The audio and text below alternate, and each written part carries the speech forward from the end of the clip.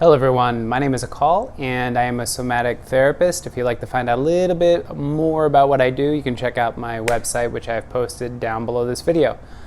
So today's video is on Jyeshta Nakshatra. Now Jyeshta Nakshatra is, I believe, like the 18th in the progression.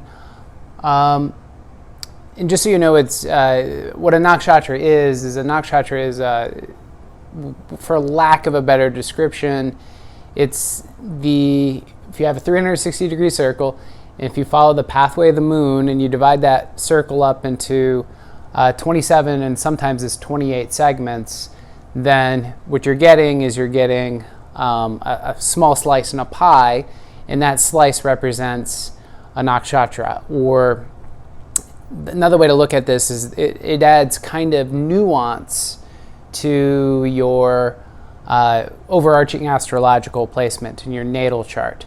So nakshatras can apply to your sun sign, they can apply to your ascendant, and they can apply to your moon. The moon is the more traditional application, as well as the ascendant, but the sun, I found, is also pretty relevant when we're looking at these nuanced energies.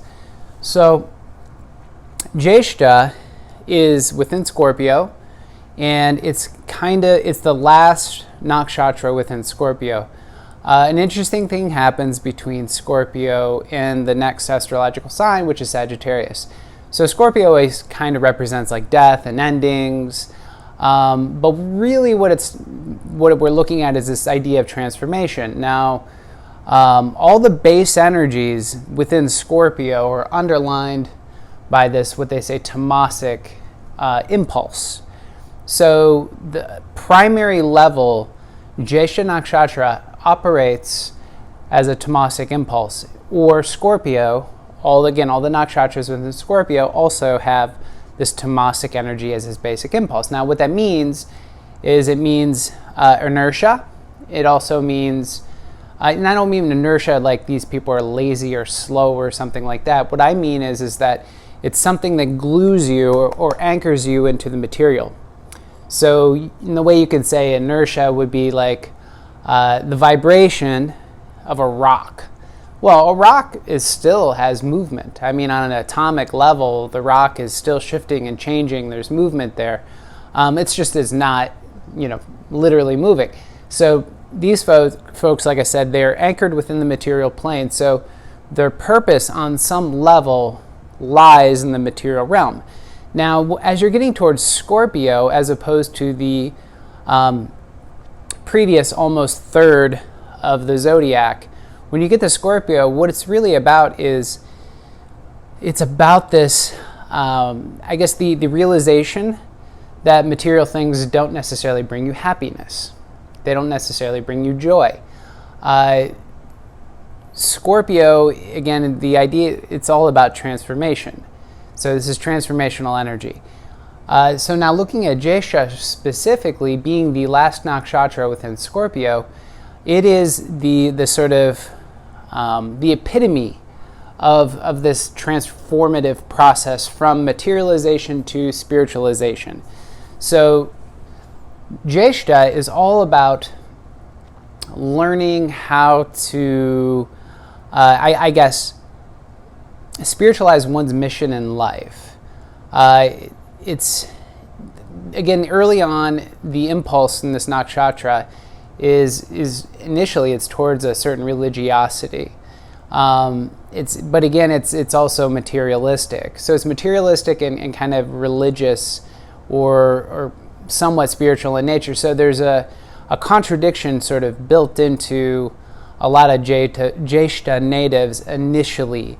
And I'll describe this in a moment when I get into what they call the padas, which are the divisions. And then the padas basically show us a life progression on some level. So Jyeshta has this, like I said, it has this tamasic energy as its basic impulse. Now it's the process of which the transformation occurs within Jyeshta is expressed through its rulership, which is Mercury. So you've got sattvic and you have sattvic. You have sattvic on a secondary level and a tertiary level, or the expressed level. And Sattvic energy represents Mercury as its rulership. So Mercury is it's an androgynous energy. It's not an energy that has a masculine or a feminine bias. And what it is, it's people like to say it's the intellect, and it kind of is the intellect. However, we have to kind of look at it a little bit differently. So what Mercury is it's not. Well, they say it rules communication, that it rules language, it rules symbols, it rules transportation.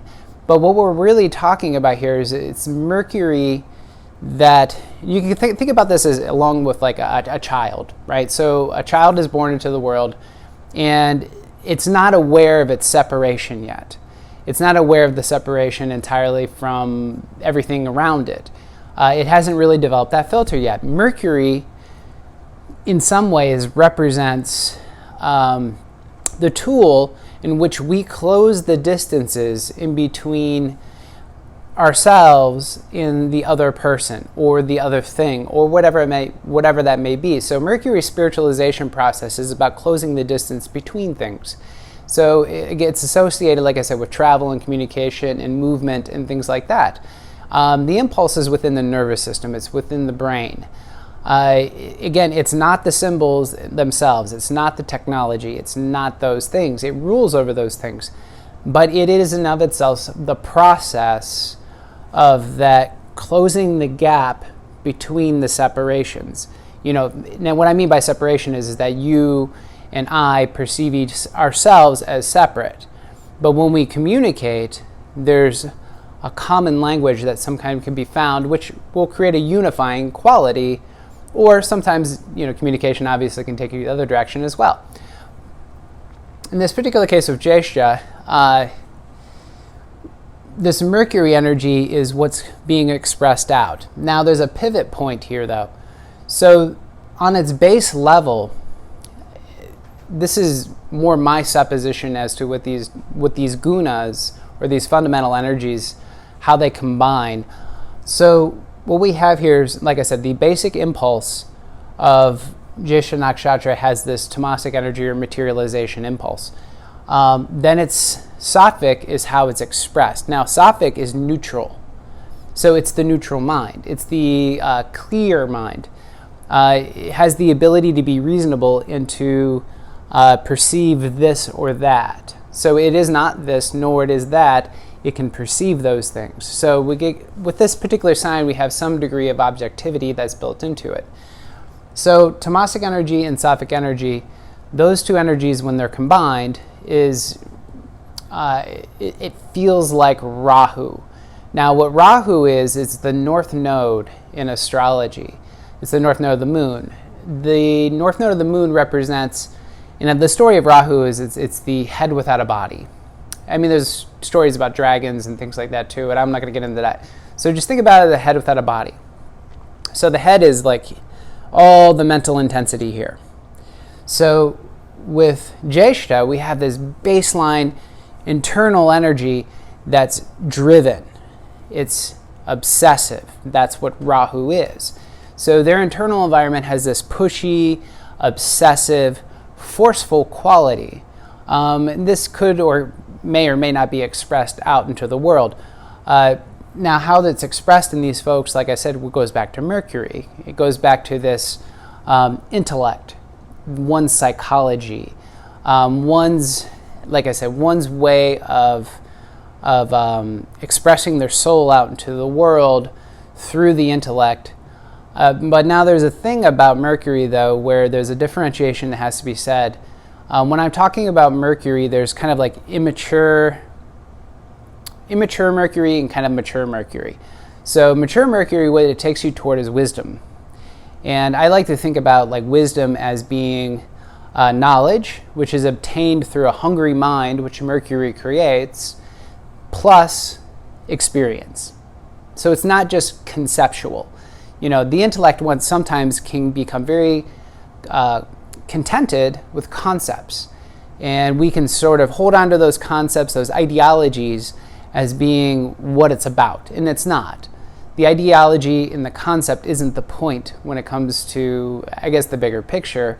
In fact, these ideologies and these concepts sometimes distort I guess, the truth on some level. I mean, truth, again, is also a bit subjective. But in this particular case, the intellect is very, very pronounced in these individuals, and as well as this drive.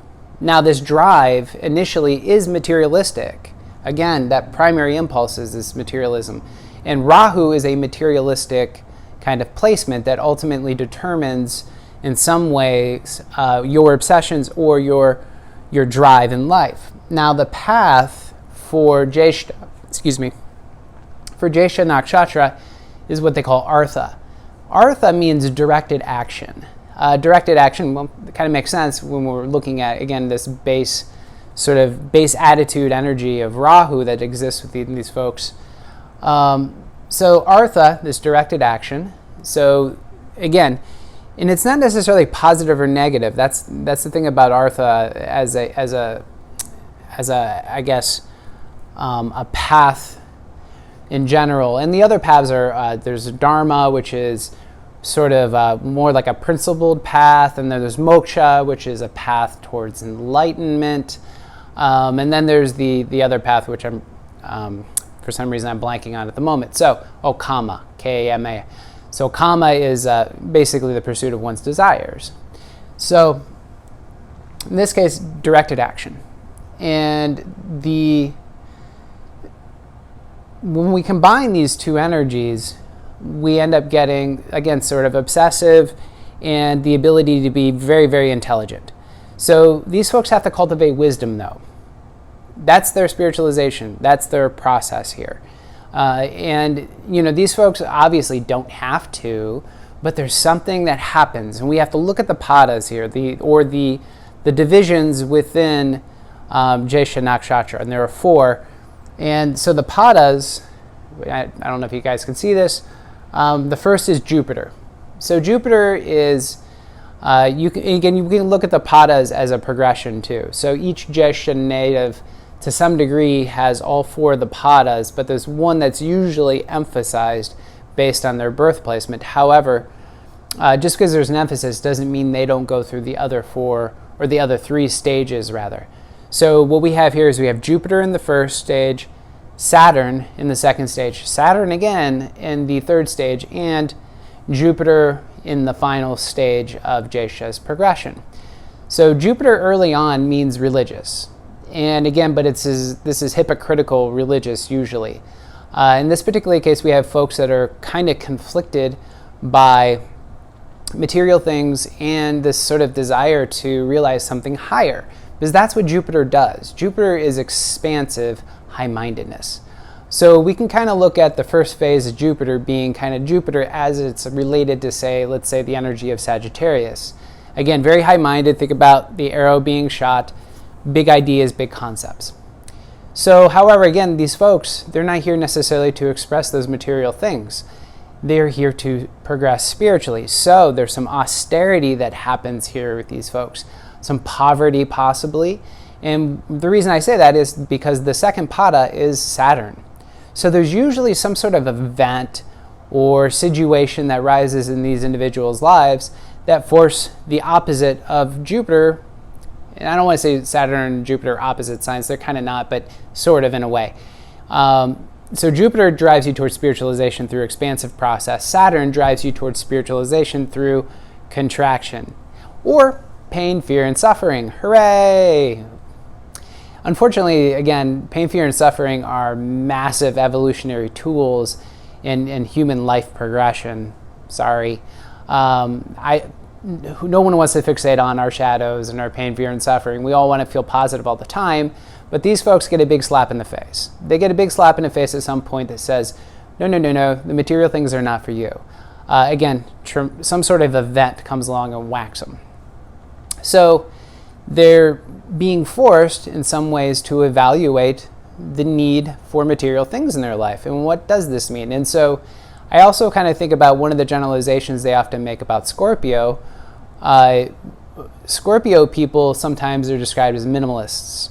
They can be very minimalistic. And with Jyeshta, there's, like I said, there's this austerity that sometimes goes along with this that sort of screams a certain degree of minimalism. Again, if your path is about not being attached to material things, well, that would definitely lend itself to minimalism. So on the third pada, which is once again Saturn. So Saturn energies are kind of different though between, let's say, Capricorn and Aquarius. So, which are the two signs that are traditionally ruled by Saturn. So I like to think of the first Saturn as being Capricorn Saturn, which is the hard, slow grind through the material plane in which events rise and these folks have to become graceful at dealing with hardship on some level. So, and again, it's these hardships that evolve us and tell us what really matters. And on the third pada, again, this energy of Saturn, once again, but with the energy with Aquarius is sort of, it's different. It's, Saturn as it relates to Aquarius is about, to some degree, in some ways, it's about service. It's about this, this idea of pitcher and a pitcher having water and we're pouring this water. The water is this like vitalizing life force or energy. You can think about water as being emotion or energy in motion. And so with Aquarian signs, as well as the third pada with Jyeshta, the choice here is to identify with the pitcher, which is obviously the vessel holding the energy, or to identify with the energy, which moves you closer to spiritualization. And in which you move towards spiritualization, you can see how the pitcher and the water ultimately, there's really no separation between those two things either. So finally, after these folks kind of determine their mission, which is what I like to think happens in the third pada after they've had their ass kicked in the previous pada, the third pada is where they're like, oh, this is what I'm here to do. This is what I'm here to express. So now their process of expression is the movement which occurs in the fourth pada, which is back to Jupiter. It's back to this expansion. Now they're expanding back out into the world, but again, it's through this internal understanding. It's through one understanding their psychology, again, Mercury, and how Mercury, through their psychology, then can move them towards, this idea of merger with external things, where we no longer see the external as being separate from what's internal. And again, there's this high-minded aspect of these folks. So you get a lot of mission-oriented people with this sign, a lot of service-oriented people with this particular placement. All right, so I want to kind of look at the gunas here real quickly. So I drew. Typically, I line up these gunas where you have tamasic, sattvic, and sattvic. The top one, though, the tertiary level of the gunas, what it represents is water. So it's sort of, and water is kind of, again, it's energy and motion. It's the energy and motion which is expressed out into the material plane. So these folks, again, they're expressing out sattvically. So they have the capacity to be very reasonable. And they have the capacity to sort of, on some level, to be discerning. And again, this is really, really important because, again, their path is this path of discerning, material versus spiritual. So, and that is the transformation. And the other thing I should mention really quickly about Mercury is Mercury it basically is linked to the nervous system. And so when we have massive transformational experiences, it's funny, but in some systems like Mayan astrology, which I've studied a little bit, they kind of talk about this idea of thunder and lightning rather. And so lightning is this kind of transformational energy that just like zaps you and transforms you. So in this particular case, because Mercury does rule the nervous system, these folks tend to undergo nervous system transformations, which not necessarily comfortable. Right. So I think that's everything I really want to cover with this particular nakshatra right now. So what I want to show you is the exercise that's associated with this nakshatra, which is projection 21 in Yogi Bhajan's book, The Mind, and it is referred to as the guide. So I'm going to go ahead and show you now how I came to connect the Gunas associated with Jyeshta Nakshatra and the Gunas associated with projection 21. All right, here we are. We have Yogi Bhajan's book called The Mind. My copy is in atrocious condition. Well loved. And here we are is the part of the book that I became enthralled by, which is the cascade from the universal mind down to the 81 facets, 27 projections, which are the projections of the nakshatras, the 27 projections. So what we're actually looking at here is the precipitation of the elements from the most subtle to the least. So you move from ether, air, fire, water to earth. And you notice it's just increasing density and complexity. So with Jyeshta Nakshatra, we had tamasic energy as its base energy. So meaning tamas, which is associated with the mind. And so now what we do is we follow the flowchart. So sattvic energy was the secondary level. So we follow this over to the realm of the neutral mind.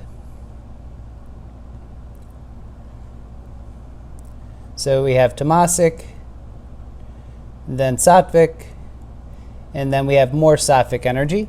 So which that means, we got to focus it in a little more.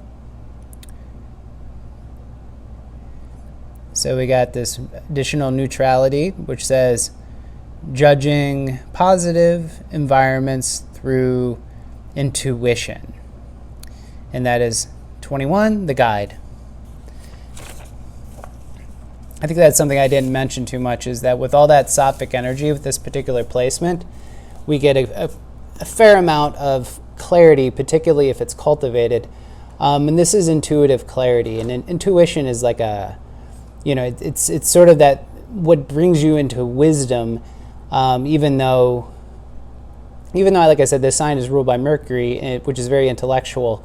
It's ultimately an intuitive placement.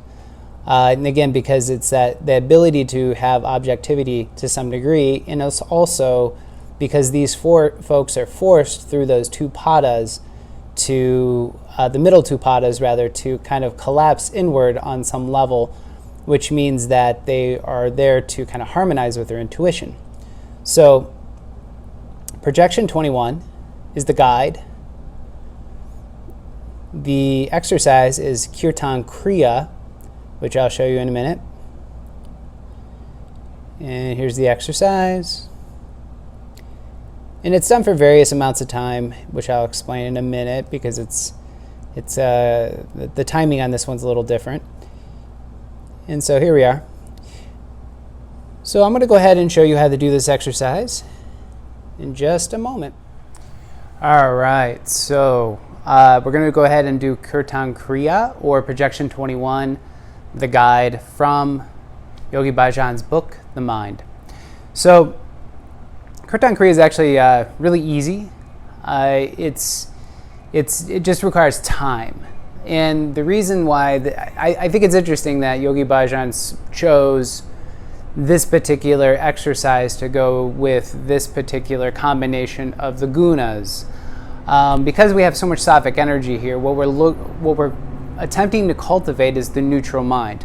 The neutral mind functions best when the neutral mind is most, I guess, easily accessed when we feel centered, objective, but more so there needs to be some degree of stillness so we can recognize where that center is. A lot of these nakshatras that have a lot of sattvic energy, I've noticed is that there's sometimes a tendency to have difficulties with decision making that's associated with the characteristics of that nakshatra. And that is no different with Jyeshta to some degree, even though Jyeshta also has an obsessive energy that's very pointed. But like I said, in this particular case, we're looking at cultivating this neutral mind. So what we're going to do here is we're going to go through the three, let me see what Yogi Bhajan calls this once again. He says we're going to chant in the 3 languages of consciousness. So what he means by the 3 languages of consciousness is, and this also kind of brings me back to what I read in a book once where somebody spoke of when we're doing mantra, the progression of doing mantra is initially you start out doing it out loud, which is the way of human expression. So again, this idea of vocalization, what it does is it pulls us toward the other human being in some particular way through communication, through vocalization.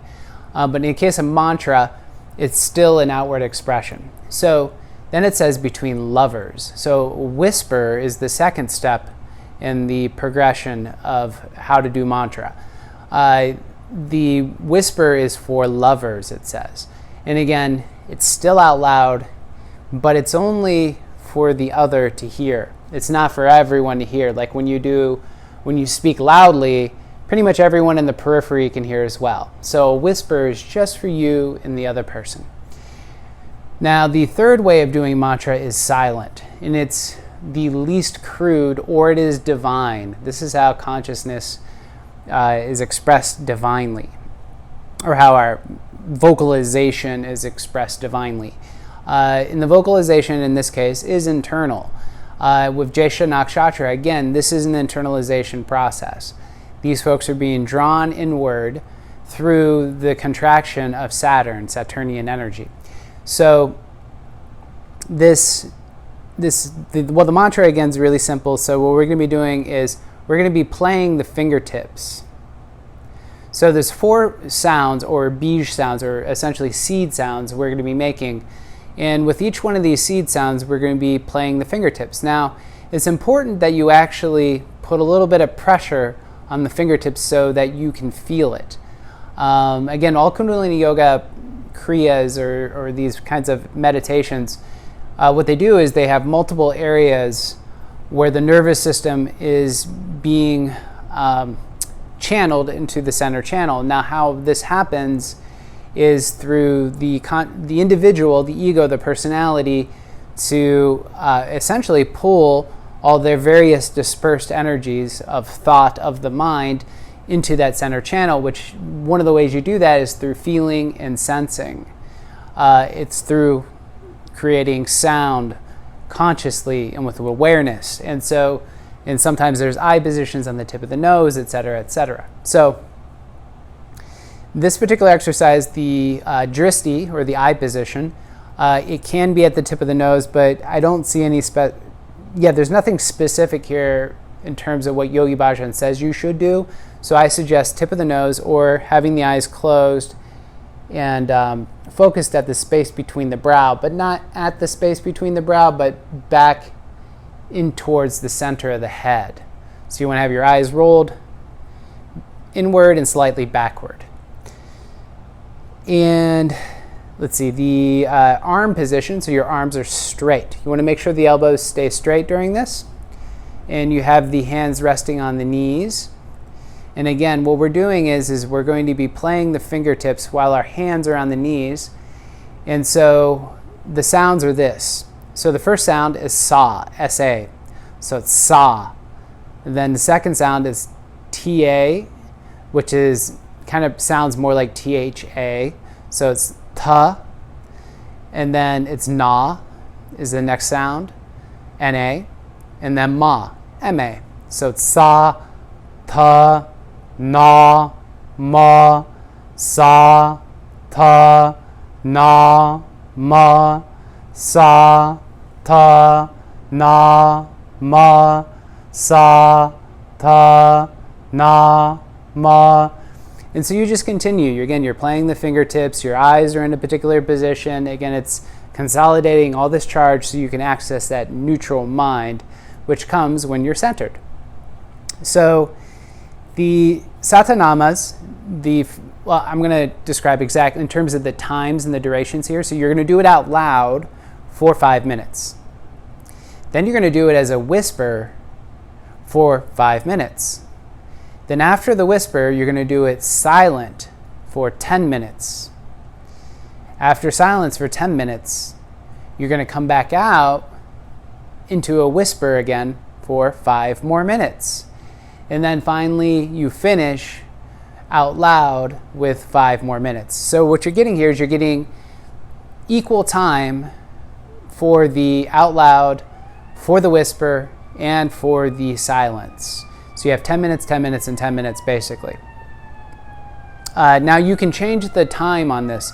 You just want to make sure the proportions are the same. So for instance, if you do it out loud for 2.5 minutes, then you do it as a whisper for 2.5 minutes, then you do it silent for 5 minutes, then you do it as a whisper once again for 2.5 minutes, and then you do it out loud finally again for 2.5 minutes. So again, it's sa, ta, na, ma, sa, ta, na, ma. And again, just making sure you're paying attention to the feeling, the pressure on the fingertips, the recitation of the sounds, and this is monotone. I think that's all I want to really say about this. Like I said, it's a great exercise. Just make sure when you're doing this, you're keeping the proportions the same. Yeah, I think that's all I want to say about this. So I appreciate you guys watching the video, and hopefully you enjoy this exercise. Thank you.